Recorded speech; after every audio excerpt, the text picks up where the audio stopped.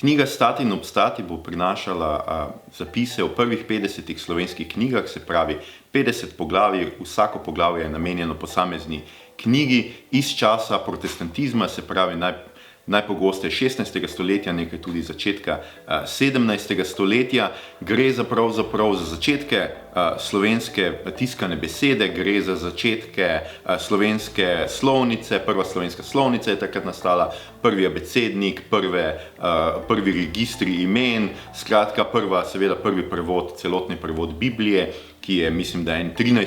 14. prevod Biblije iz grščine ali pa latinščine v nek drug jezik, to vsako leto to številko spreminjajo, tako da natančno nisem povsem prepričan, mislim, da tudi strokovnjaki ne.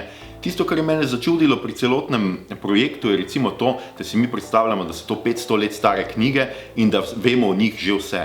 Pa je potem naš avtor Kozma Ahačič odkril še marsikaj novega, odkril je tudi nekatere nove primerke, nekaterih izvodov teh knjig, ki jih je našel recimo v kakšni estonski knjižnici ali kaj podobnega.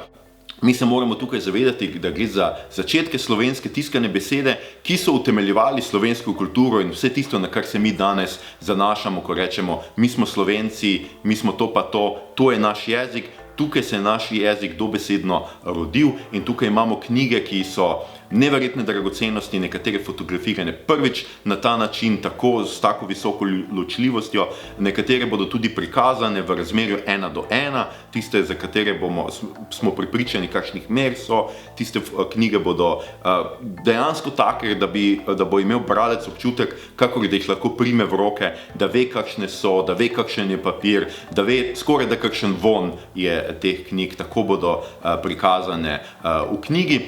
In potem je treba seveda poudariti tudi to, da je Kozma Ahačič strokovnjak za te knjige, da jih je tudi opisal tako, kot morda mi mislimo, da danes vemo vse o Bibliji, mislimo, da vemo vse o Bohoričevi slovnici, mislimo, da vemo vse o Megiserjevem prvem slovarju, ampak v resnici jaz mislim, da marsikdo, ko bo prebral ta besedila, bo ugotovil, da pravzaprav ni kaj dosti vedel o teh knjigah, razen da jih je vedel naštet in je vedel njihove naslove.